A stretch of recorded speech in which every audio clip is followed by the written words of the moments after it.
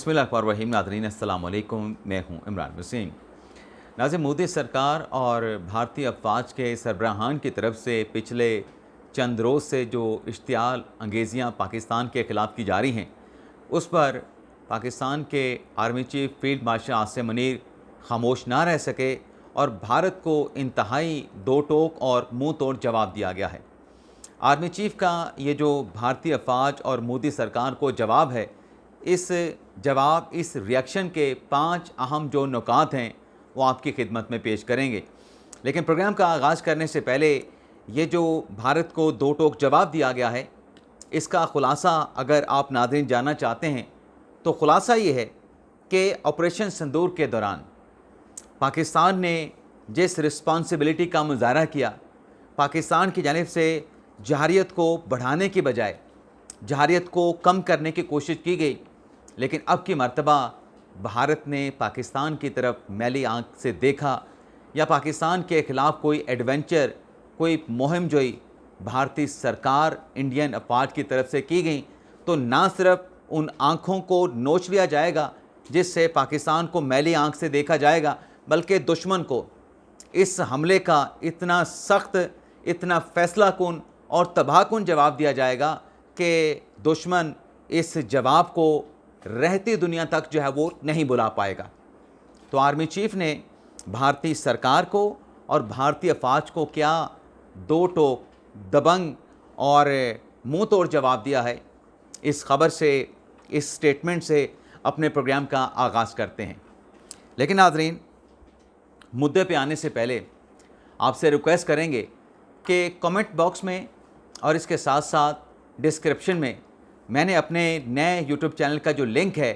वो मेंशन कर दिया है। आपसे दरख्वास्त होगी कि ना आपने इस यूट्यूब चैनल को अनफॉलो करना है, इसको भी आपने कंटिन्यू करना है, और हमारे नए यूट्यूब चैनल को जो कि इमरान वसीम ऑफिशियल के नाम से बनाया गया है, उसको भी आपने फॉलो कर लेना है। फ़र्क सिर्फ इतना रहेगा कि हमारे नए यूट्यूब चैनल पर जो वीडियो है वो 1 या 1.5 घंटा पहले अपलोड की जाएगी, और पुराने यानी इस चैनल पे जिसके सब्सक्राइबर जो हैं वो 2.5 लाख से ज़्यादा हो चुके हैं, वहाँ पर वीडियो 1.5 घंटे के बाद अपलोड की जाएगी। कुछ टेक्निकल इश्यूज़ की वजह से हम आपको अपने नए यूट्यूब चैनल को सब्सक्राइब करने की एक हम्बल जो है वो दरख्वास्त कर रहे हैं। अब नाज़रीन आते हैं मुद्दे पे और बात करते हैं ख़बर की। भारत की तरफ से और भारतीय अफवाज के जो सरबराहान हैं, जो एयरफोर्स के सरबराह हैं, इंडियन एयरफोर्स के, जो भारत के अनिल चौहान साहब हैं, उनकी फ़ौज के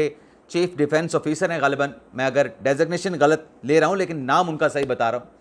इसी तरीके से जो भारत के वज़ीर दिफ़ा हैं, पिछले चंद रोज़ से पाकिस्तान को धमकियाँ दी गई, इश्तियाल अंगेज़ बयानात दिए गए, और यहाँ तक कहा गया कि पाकिस्तान को सफ़ा हस्ती से मिटा दिया जाएगा, दुनिया के नक्शे पर पाकिस्तान का नामो निशान नहीं होगा। तो नाज़रीन, पहले तो बाज़ार ऐसा लगता है कि भारत की तरफ से ये जो पाकिस्तान के ख़िलाफ़ ऑपरेशन सिंदूर में बदतरीन नाकामी और शिकस्त का मज़ा चखने के बाद पाकिस्तान के ख़िलाफ़ एक मरतबा फिर भारत जो है वो घटिया हरकतों पे उतर आया है। और जो ऑपरेशन सिंदूर में पाकिस्तान ने भारत के 7 लड़ाका त्यारे जो मार गिराए थे, भारत उस तबाही को फरामोश करने के बाद, भूलने के बाद एक मरतबा फिर पाकिस्तान को धमका रहा है, पाकिस्तान की अफवाज को ललकार रहा है। लेकिन भारतीय अफवाज की और मोदी सरकार के इन गीदड़ भक्तियों पे जो पाकिस्तान ने जवाब दिया है, आर्मी चीफ़ ने जो जवाब दिया है, उस जवाब से आने से पहले नाज़रीन, जो भारत कहता है ना, अभी पिछले दिनों जो भारतीय अपना एयर चीफ़ हैं, उनसे सवाल पूछा गया कि पाकिस्तान ने आपके कितने त्यारे मार गिराए, तो उस पर भारतीय एयर चीफ़ ने कहा कि हमने पाकिस्तान के 6-7 त्यारे मार गिराए, जिसमें F-16 भी थे, JF थंडर भी थे। लेकिन जब आगे से सवाल हुआ, भाई आपके कितने लड़ाका त्यारे पाकिस्तान ने मार गिराए, सवाल ये था, उस पर भारतीय एयर चीफ़ जो है वो लाजवाब हो गए, सवाल का जवाब उनके पास नहीं था। अब पाकिस्तान के जो वज़ीर दिफ़ा हैं ख्वाजा आसिफ साहब, उन्होंने भारत को एक चैलेंज दिया था, और उस चैलेंज में भारत को एक ऑफ़र किया गया था। भाई चलें, पाकिस्तान दावा करता है कि हमने भारत के 7 लड़ाका त्यारे मार गिराए हैं, और ऐसा ही दावा मोदी सरकार, इंडियन अफवाज की तरफ से किया जाता है, तो चलें दुनिया के जो आज़ाद ऑब्ज़र्वर, जो एक्सपर्ट्स हैं, उनको बुला लेते हैं, भारत अपनी इन्वेंट्री ले आए, और पाकिस्तानी अफवाज अपनी इन्वेंट्री उन आज़ाद ऑब्ज़र्वर, उन आज़ाद माहिरीन के सामने पेश कर देगा और वहाँ पे दूध का दूध पानी का पानी हो जाएगा कि किसने किसके लड़ाका त्यारे मार गिराए हैं। क्या पाकिस्तान का F-16 गिरा, क्या पाकिस्तान का JF थंडर 17 गिरा, या फिर भारत के जो बिग बर्ड्स थे जिनकी ख़रीदारी के बाद, जिनके भारत पहुंचने के बाद राफेल देख के मोदी सरकार फूले नहीं समा रही थी कि अब जो है भारत का दिफा जो है वो बड़ा काबिल भरोसा हो गया है। लेकिन 6 और 7 मई की रात जिस तरीके से पाकिस्तान के जो पायलट्स थे, पाकिस्तान के जो शाहीन थे, पाकिस्तान के जो लड़ाका त्यारे थे, भारतीय जो लड़ाका फाइटर जेट थे, उनको कैसे मक्खियों की तरह मार गिराया, ये पूरी दुनिया ने देखा। ना सिर्फ देखा बल्कि पाकिस्तान ने शवाहिद भी दुनिया के सामने रखे। अब भारत जो पाकिस्तान को धमकियां दे रहा है, ख्वाजा आसिफ साहब की ऑफ़र तो इंडियन सरकार ने और इंडियन अफवाज ने एक्सेप्ट नहीं की। अब आर्मी चीफ की तरफ से जो बयान दिया गया, दरअसल वो बयान जो है आया है DG ISPR lieutenant general Ahmed Sharif की तरफ से। और जब भी हम अफवाज पाकिस्तान के हवाले से बात करते हैं तो ये वजाहत ज़रूर करते हैं कि जब DG ISPR का स्टेटमेंट आता है तो इसका मतलब ये है कि यह बयान आर्मी चीफ की तरफ से दिया गया है। इसका मतलब ये है कि बयान फील्ड मार्शल आसिम मुनीर की तरफ से दिया गया है। अब बयान क्या है नाज़रीन, पहला नुक्ता जो है उनके बयान का आपके सामने रखते हैं। नाज़रीन, इसमें कहा गया, जो भारत को की तरफ से पाकिस्तान को धमकी दी गई कि पाकिस्तान को मिटा दिया जाएगा, तो भारत को जवाब ये दिया गया है कि भारत को मालूम होना चाहिए कि मिटाना फिर यकतरफा नहीं होगा, मिटाना दो तरफा होगा। यानी अगर भारत कोई मुहिम जोई करके पाकिस्तान के ख़िलाफ़ कोई इंतहाई इक़दाम उठाता है तो पाकिस्तान के पास जो एटमी टेक्नोलॉजी है, जो एटमी हथियार हैं, अगर भारत ऐसी कोई एडवेंचर करता है तो पाकिस्तान ने उसे कोई दिखावे या नुमाइश के लिए नहीं रखा हुआ। इस किस्म के हथकंडों के लिए,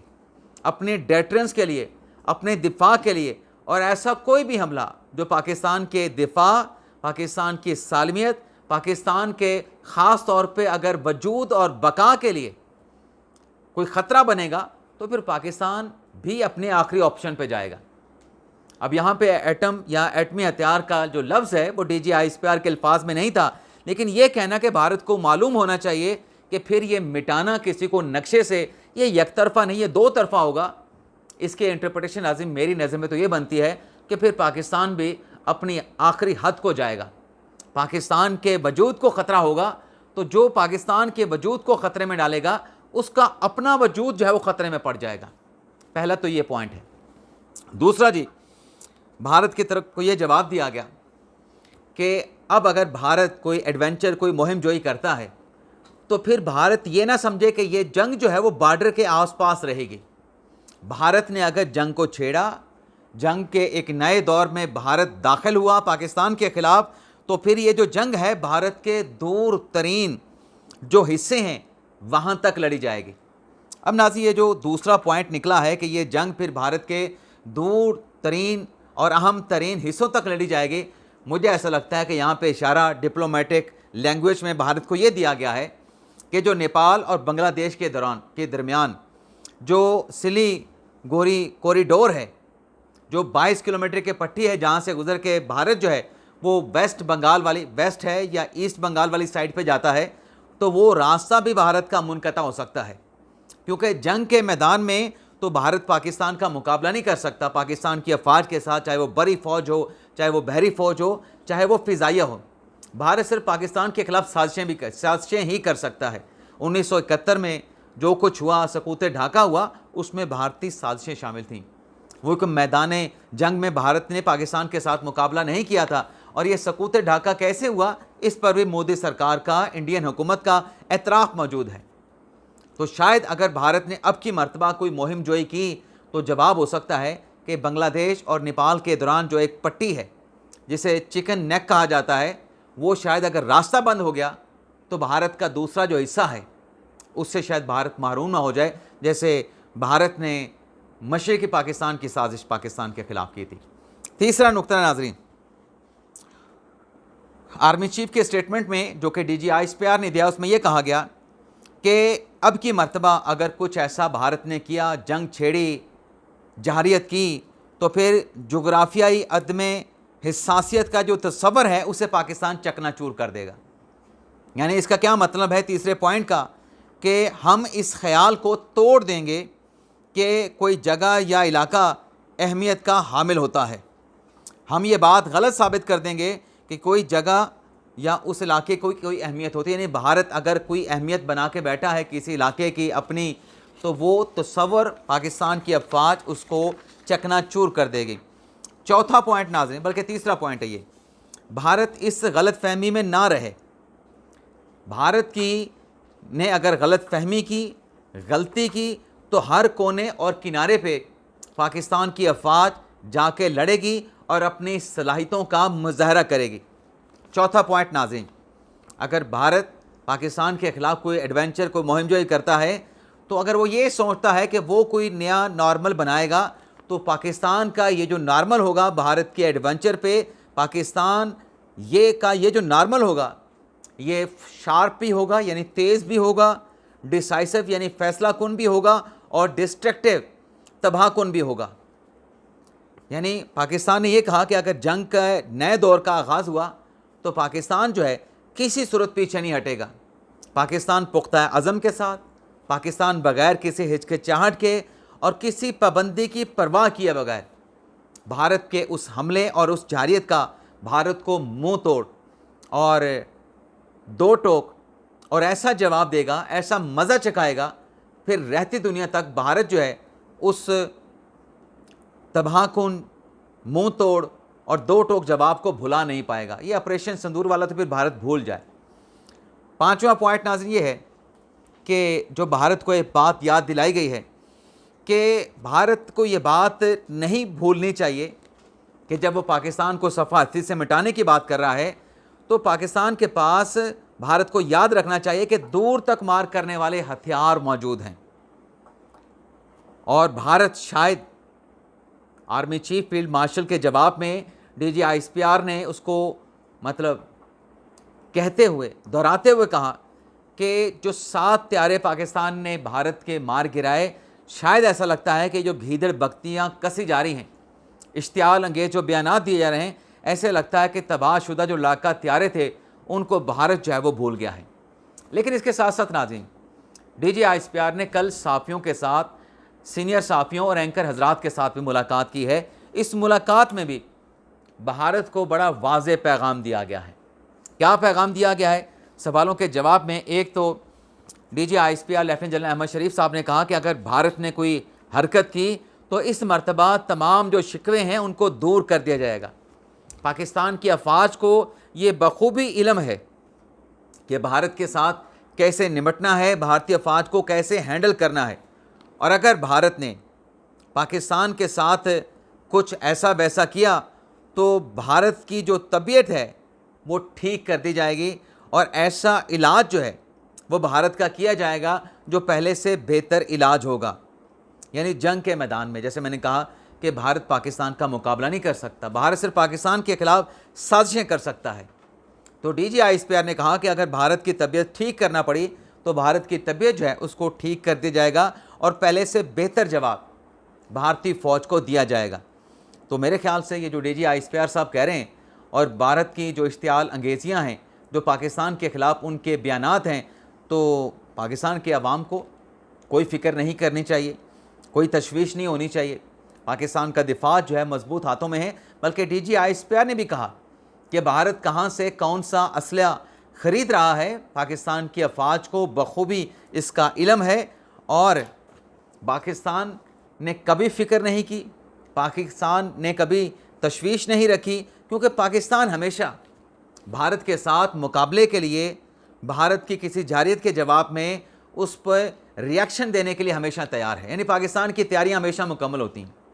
इनकी घीदड़ भक्तियाँ अपनी जगह पे, ये तो रात के अंधेरे में उठ के जो है वो हमला कर देते हैं। तो पाकिस्तान की अफवाज, DGISPR ने कहा कि हर वक्त हमा वक्त तैयार होती है। इसके अलावा नाज़रीन, एक स्टोरी छपी बरतानिया के जरीदे फाइनेंशियल टाइम में, जिसमें कहा गया कि आर्मी चीफ के जो फील्ड मार्शल के कोई एडवाइज़र हैं, उन्होंने अमेरिका को कोई ऑफ़र किया है, पसनी गवादर के करीब कोई एक तजारती बंदरगाह के लिए। तो ये जो ख़बर नाज़रीन बरतानवी जरीदे में शाया हुई, इस पर बरतानवी अखबार फाइनेंशियल टाइम ने वजाहत कर दी है। अब वजाहत करने के बजाय मेरे ख्याल से तो माफ़ी मांगना चाहिए थी, लेकिन वजाहत को भी फिर वो माफ़ी कंसिडर किया जाता है, जिसमें बरतानवी अखबार ने यह कहा कि आर्मी चीफ़ का कोई जो है वो मुशीर नहीं होता। और इस किस्म के जो ऑफ़र्स हैं, तो गवादर के करीब कई नाज़रीन ऐसी जगह हैं जहाँ पर तिजारती बंदरगाहों का बहुत ज़्यादा जो है वो पोटेंशियल मौजूद है। तो दुनिया के जो ममालिक हैं वो प्राइवेट कमर्शियल पार्टनरशिप के तहत ऐसे प्रपोज़ल देते रहते हैं, लेकिन पाकिस्तान की तरफ से ऐसा कोई ऑफ़र नहीं है। ये अमेरिकन कंपनीज़ की ऑफ़र हो सकती है, ऐसी तजवीज़ हो सकती है, लेकिन पाकिस्तान ने जो भी फ़ैसला करना है अपने मफाद, अपने फ़ायदों को मद्देनज़र रखते हुए करना है। फ़िलहाल ये प्रपोज़ल है और ये प्राइवेट कमर्शियल प्रपोज़ल है, प्राइवेट पब्लिक सेक्टर का प्रपोज़ल है, सरकार का या फ़ौज का कोई प्रपोज़ल नहीं है।